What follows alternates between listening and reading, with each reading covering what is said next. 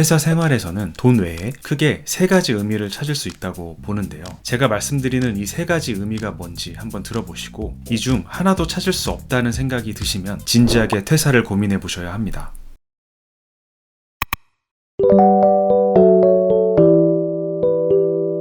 안녕하세요, 이너게임입니다. 제가 회사 생활을 12년 동안 하면서요, 동기들이나 친한 선후배들에게 가장 많이 한 질문이 있습니다. 그 질문을 여러분들에게도 똑같이 한번 해볼게요.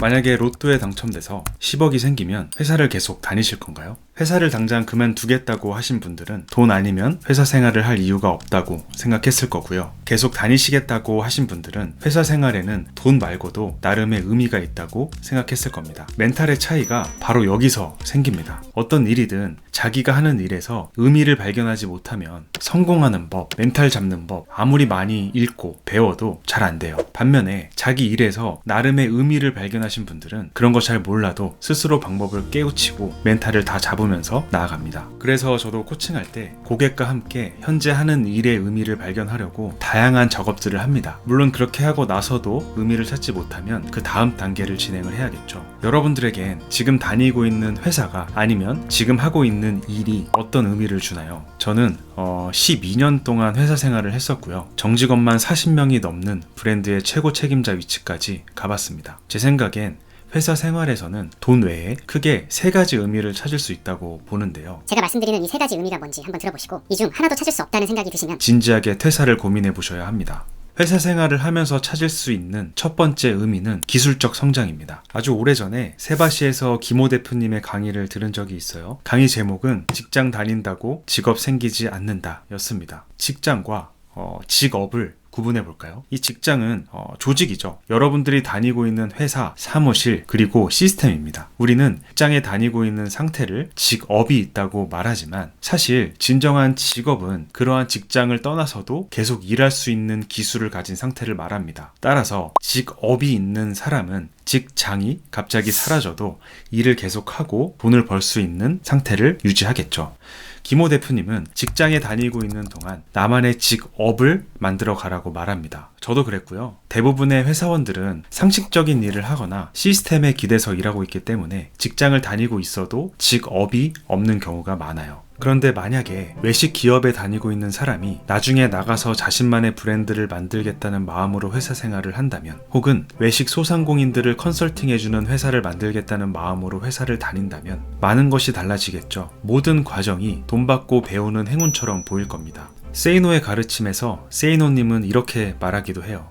결국 어떤 일에 대한 재미는 그 일에 대하여 얼마나 관심을 쏟고 관련된 지식을 얼마나 많이 갖고서 경험하는가에 따라 좌우되는 문제다. 부자들은 초기에 무슨 일을 하든 우선 그 일의 구조 전체를 파악하는데 필요한 지식을 흡수하고 경험한다. 점점 더 많이 알아가게 되고 더 많이 알기에 재미도 느끼고 돈도 벌게 되니 즐거움도 배가 된다. 하기 싫은 일이란 것이 적어도 부자가 되는 과정에서는 있을 수 없다는 말이다. 그럼에도 불구하고 수많은 사람들이 내게 바보 같은 질문을 던진다. 예를 들면 이런 질문이다. 지금은 임시로 남성복 판매 사원 일을 하고 있는데 앞으로 제가 무엇을 하면 좋을까요? 멍청하긴. 바로 그 남성복 코너에서 옷감의 종류부터 시작해 안감, 양복 부속의 종류, 단추, 지퍼 등의 가격 및 구입처 등은 물론 재단 과정, 원가 계산, 고객 만족 등을 배워야 할 것 아닌가. 즉, 대부분의 사람들은 어떤 일을 하고 있으면서도 그 일은 자기에게 맞는 일이 아니며 임시로 하는 일에 지나지 않는다고 여기고 다른 일을 하게 되기를 꿈꾼다. 그러면서 다른 일을 하기 위한 준비 단계로 여러 종류의 학원들에 돈을 갖다 바친다. 저는 어떤 일이든 무조건 노력하기보다는 자기에게 맞는 일을 찾아서 그 안에서 노력을 해야 된다는 신념을 갖고 있지만요. 그것이 자기에게 맞는지 아닌지 알아보기 위해서는 이 정도의 노력은 좀 해봐야겠죠. 만약에 지금 다니고 있는 직장에서 기술적 성장이 어렵거나 이미 모든 것을 마스터했거나 하는 데까지 다 해봤는데 나와 정말 맞지 않는다고 느끼면요, 다른 일을 찾아봐야겠죠. 직장 생활에서 찾을 수 있는 두 번째 의미는 관계적 성장입니다. 나이가 들수록 신뢰를 쌓는다는 게 얼마나 중요한지 깨닫게 됩니다. 이 성공이라는 게 기회에서 시작하고 이 기회는 사람으로부터 나오죠. 부에치트키라는 책에서는 이렇게 말해요. 누군가에게 정말 좋은 아이디어가 떠올랐는데 그 사람이 이거 누구랑 같이 해볼까? 라는 고민을 할 때 그 누군가가 바로 내가 되는 것이 중요하다고요. 이렇게 되면 굳이 나서서 기회를 발굴하려고 하지 않아도 알아서 기회를 가져다 주는 사람들이 끊임없이 생기게 되는 거죠. 또 신뢰는 쌓일수록 덧셈이 아닌 곱셈의 형태로 불어납니다. VH트키에서는 이를 스노우볼 법칙이라고 표현해요. 나를 신뢰하는 사람이 한 명 늘어나면 기회의 가능성은 배로 늘어납니다. 내가 모르는 누군가가 믿을 만한 사람을 찾을 때 그 한 명이 나를 보증하기 때문이겠죠. 제가 회사 생활을 해보니까요. 신뢰를 쌓은 사람들은 이직을 하더라도 옮긴 회사가 마음에 들지 않으면 언제든지 돌아옵니다. 신뢰를 쌓은 사람들은요. 퇴사하고 하고 싶은 일을 계속 하다가 망해도 회사가 다시 받아줘요. 신뢰를 쌓은 사람에게는 일탈할 수 있는 자격이 주어지는 거죠. 제 입사 동기 중에 여자 동기 한 명이 있었어요. 입사하자마자 주변 사람들, 특히 상사로부터 신뢰를 진짜 잘 쌓았거든요. 일적인 신뢰뿐만 아니라 인간적인 신뢰도 잘 쌓았던 것 같아요. 근데 그 친구가 몸이 좀 안 좋아져서 회사를 얼마 다니지 못하고 퇴사를 했는데요. 이 회사가 오매불망 그 친구의 건강이 회복되기를 기다리더라고요. 정말 놀라운 건 그 친구가 건강을 회복하고 출산하고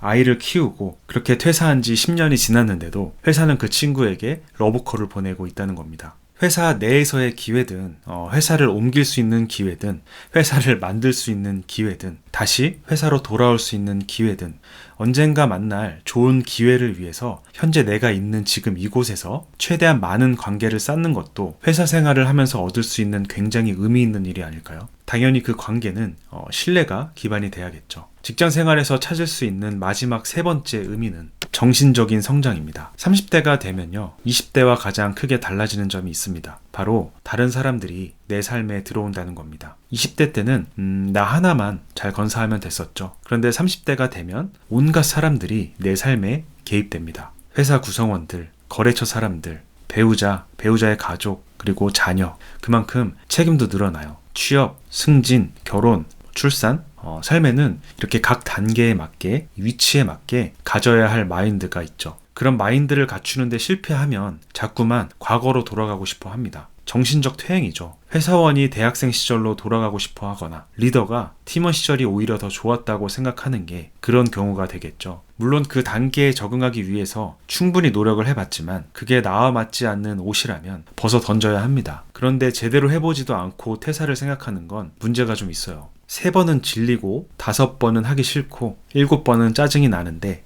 9번은 재가 잡힌다는 말이 있어요. 재가 잡힌다는 말은 어떤 일에 리듬이 생겨서 묘미가 생긴다는 말입니다. 너무 일찍 회사를 판단하지 말고요. 너무 일찍 내 자리를 판단하지 말고요. 그리고 너무 일찍 함께 일하는 사람들을 판단하지 말고 재가 잡힐 때까지 한번 해보세요. 퇴행에 낭비되는 정신 에너지를 전진하는 데 써보면, 그리고 적합한 실력과 마인드를 갖추는 데 성공하면 정신적으로 한 단계 성숙해졌다는 경험을 하게 될 겁니다. 니체가 이런 말을 했어요. 절실한 삶의 이유를 갖고 있는 사람은 어떤 상황도 참아낼 수 있다. 퇴사를 고민하시는 분들, 회사를 그만두고 선택하고 싶은 다른 선택지 중에 더 좋은 선택지가 있는지 잘 모르겠습니다. 차라리 자신이 최선의 선택을 했음을 믿고 이 안에서 직업을 만들고 신뢰를 쌓고 정신적 성장을 이루는 데에서 의미를 찾아보면 어떨까요? 다시 말씀드리지만 이 3가지를 이미 다 얻었거나 이 3가지 모두 지금 직장에서는 찾을 수 없다. 그럼 결정하는 게 맞겠죠. 인생이 너무 아깝습니다. 마지막으로 여러분들은 행복을 뭐라고 정의하시나요? 정서적 안정이나 어떤 육체적 편안함이 행복일까요? 저는 행복을 의미 있는 순간 느껴지는 감정이라고 정의합니다. 회사에서 남몰래 꿀 빤다고 해서 그것이 행복으로 느껴지지 않습니다. 좋아하는 게임을 몇 시간씩 하다가도 그 시간이 의미 없게 느껴질 때가 있어요. 스트레스가 있고 좀 힘들더라도 그 시간이 의미 있게 느껴진다면 행복하죠. 정말 빡시게 일하고 와, 나 오늘 찢었다, 이런 만족감을 얻을 수 있다면 그때 느낄 수 있는 감정이 바로 행복이 아닐까 합니다. 여러분만의 의미를 발견해 보세요. 제가 말씀드린 3가지 의미가 아니더라도 여러분들이 하고 있는 일에서 여러분들만의 의미를 발견해 보세요. 의미가 분명해지는 순간 멘탈이 훨씬 더 단단해질 겁니다. 여러분들이 의미를 발견하실 수 있도록 응원하겠습니다. 감사합니다. 이너게임이었습니다.